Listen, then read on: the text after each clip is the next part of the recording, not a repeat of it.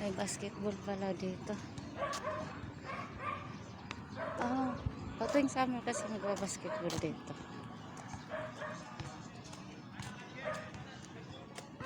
Mga dayo din yun eh. Yung iba taga rito lang din. Taga rito sa loob. Sa mga teens, midget. Midget.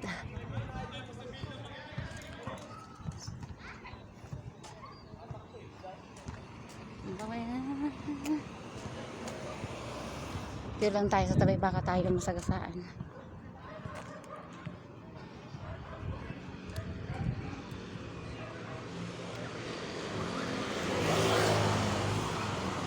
Nakatatlong subdivision na ako.